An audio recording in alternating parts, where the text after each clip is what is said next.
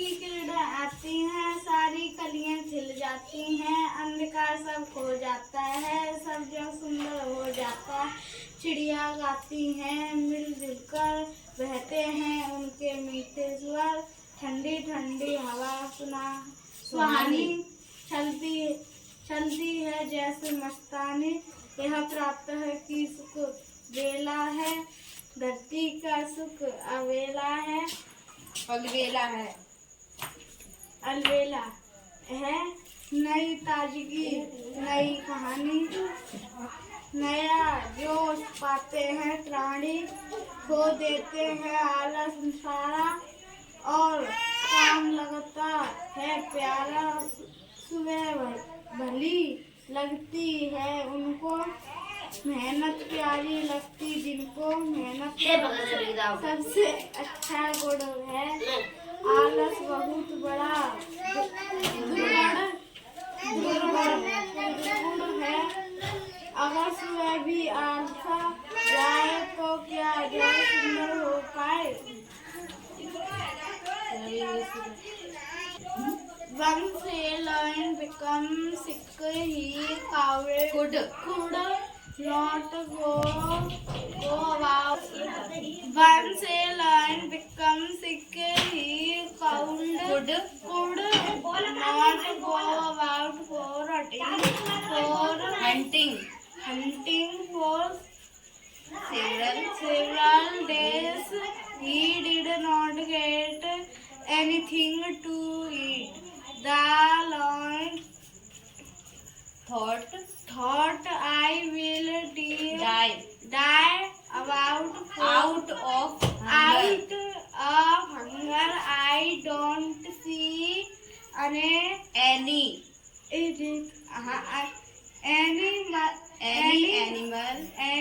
animal near my den.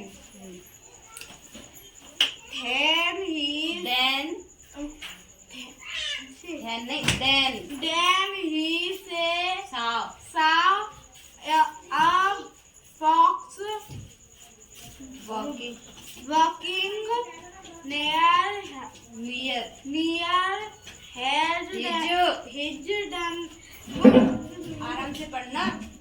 Then the lion told the fox, "Lion, hello fox, how are you?" Fox, I am fine, sir. How are you? Lion, you see, I am ill, and perhaps I am going to die. Fox, please don't say so.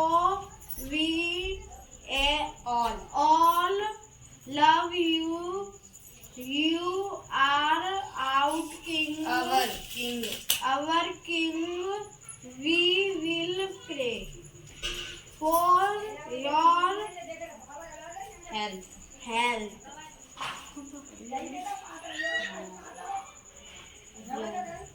Lion prayers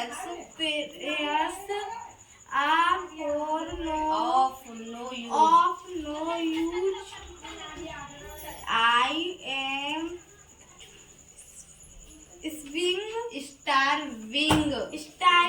Please get some meat for me. Fox, okay, don't worry. I will get some meat for you.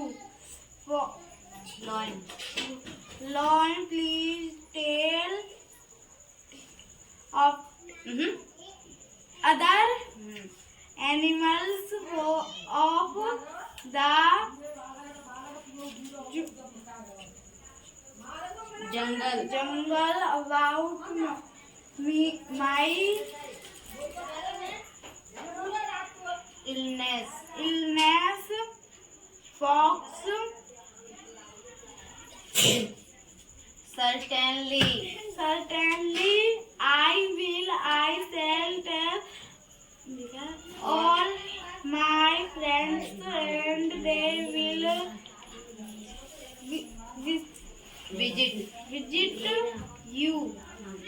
The lion thought that was a clever trick.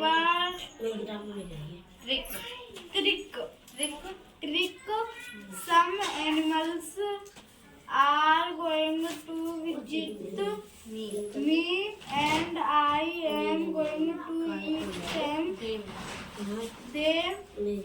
The fox went around the jungle and told other animals about the lion's sickness. They felt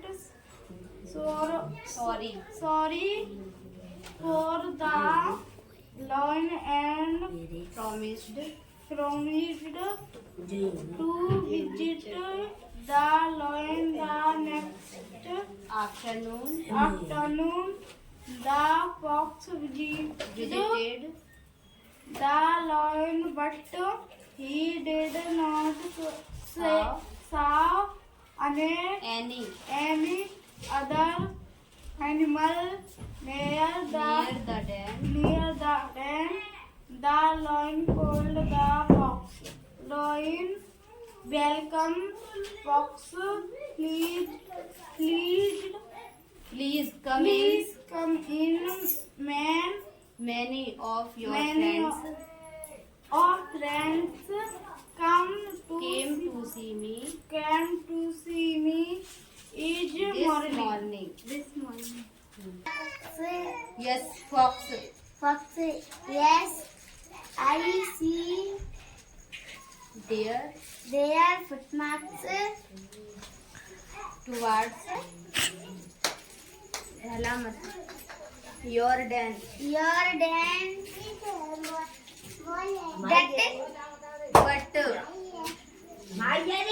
But There are no footmarks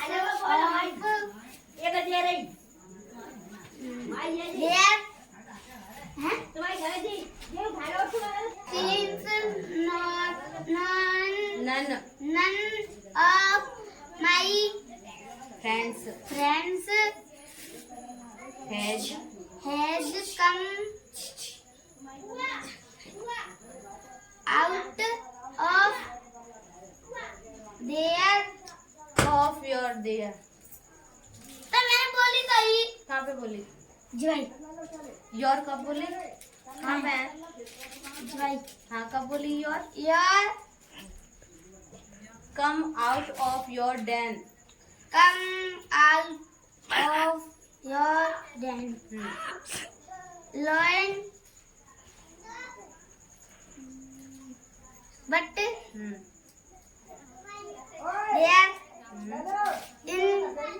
is no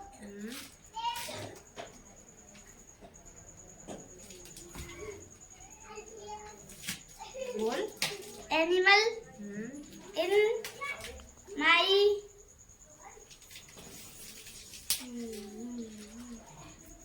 but one ये क्या है ये but है ये den. then you can come in and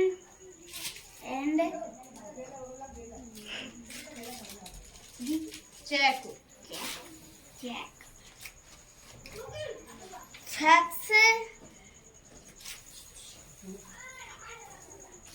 जी भाई thank you sir but how can I dare to check my master's house. master नहीं master's house. master's house I must believe his his words. words when you promised promised and me promised me to bring some meat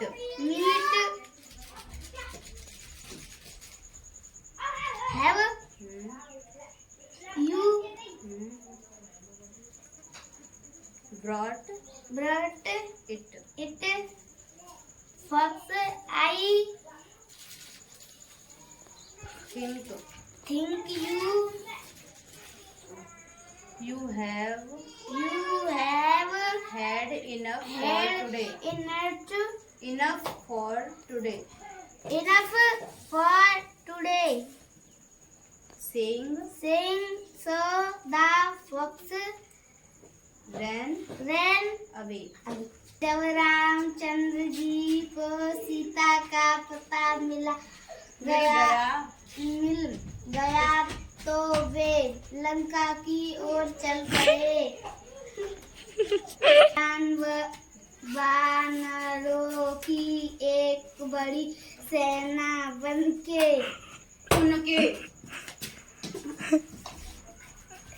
उनके साथ थी जिसमें सुग्रीव के अतिरिक्त हनुमान अंगद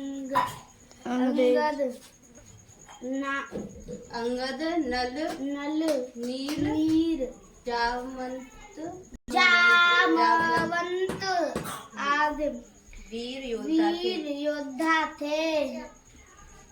रामचंद्र जी की जय बोलते हुए वे सब समुद्र के तट पर पहुंच गए। वहाँ पहुंचकर उन्होंने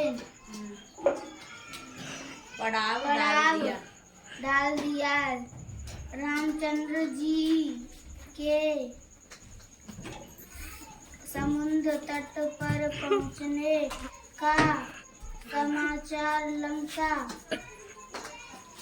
कब पहुंचा। वह समाचार सुनकर लंका में खलबली मच गई। जब रावण की पत्नी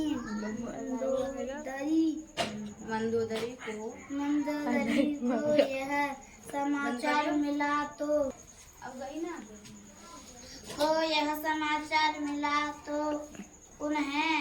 उसने रावण को समझाया।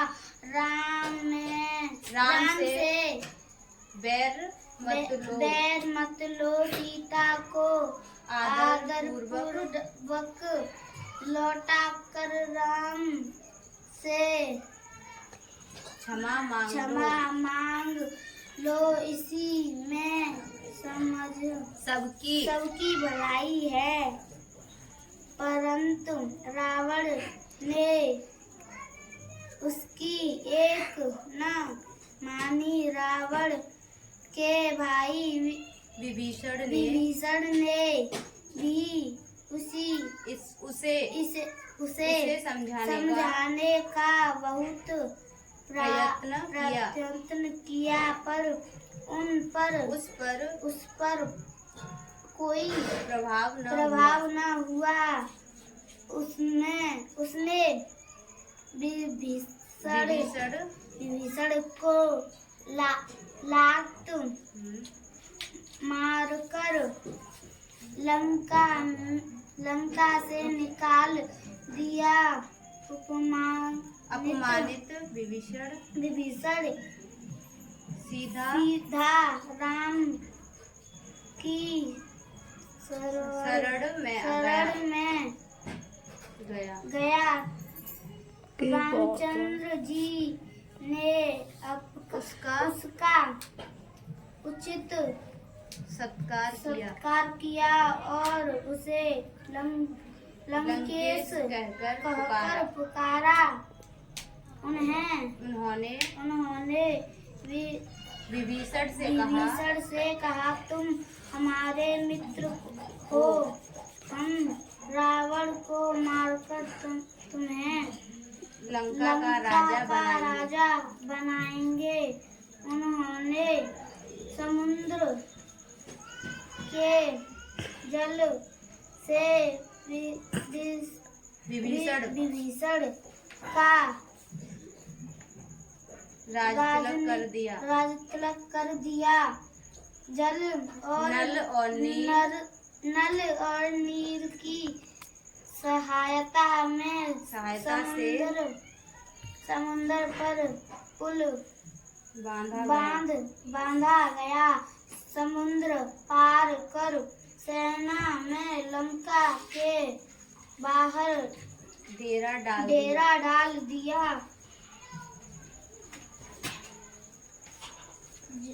जामवंत ने सलाह दी कि युद्ध से पहले अंगद को दूत बनाकर लंका में भेजा जाए। अगर बिना युद्ध के ही काम बन जाए तो सबसे अच्छी बात है। जामवंत की यह सलाह सबको पसंद आई। रामचंद्र जी के दूत बनकर अंगद रावण के दरबार में गया। रावण के दरबार में पहुंचकर अंगद ने कहा, हे रावण, मेरा नाम अंगद है। मैं तुम्हारी मित्र बाली का पुत्र हूँ। मैं तुम्हारे मित्र बाली का पुत्र हूँ।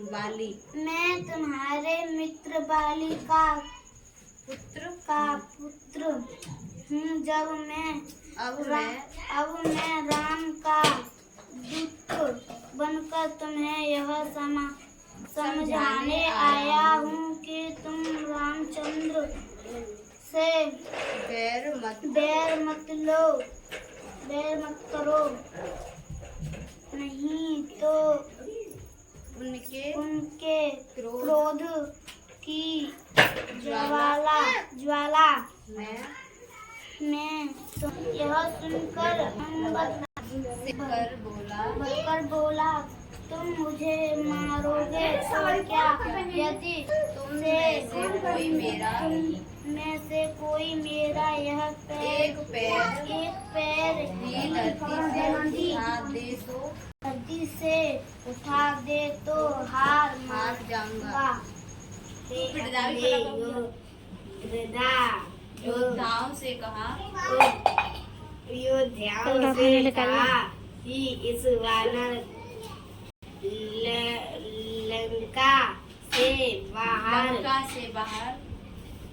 लंका से बाहर फेंक दो। रावण के बड़े योद्धाओं ने अंगद का पैर उठाने का प्रयत्न किया भी न सके। अंत में रावण स्वयं उठा और अंगद के पास गया। जैसे ही वह अंगद का पैर उठाने के लिए नीचे झुका, अंगद ने अपना पैर उठा लिया और कहा, तुम्हारा कल्याण रामचंद्र जी के पैर पड़ने से है। मेरे पैर मत पकड़ो। रावण बहुत लज्जित हुआ और सिंहासन पर बैठा। अंगद राम जी के पास लौटा गया। जब लौट गया। यह अब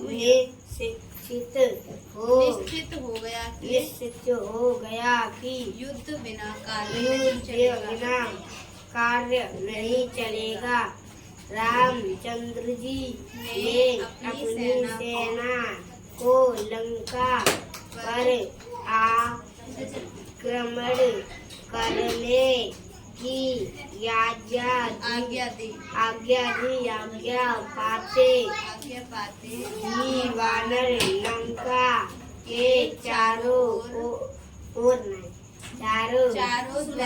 द्वारों पर एक साथ टूट पड़े। राक्षस भी किले से बाहरों पर पत्थर बरसाने लगे। वानर उन्हीं पत्थरों को उठाकर उन पर फेंक देते और राक्षसों को जमीन पर पटक कर मार देते।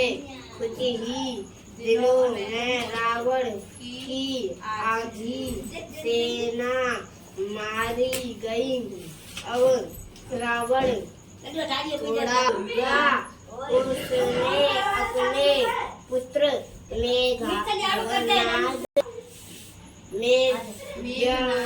मेघनाद बड़ा पराक्रमी था। उसने देवताओं के राजा इंद्र को भी युद्ध में पराजित कर दिया था। उसने युद्ध भूमि में आकर ऐसी भयंकर युद्ध किया कि वानर सेना घबराकर भागने लगी। के लक्ष्मण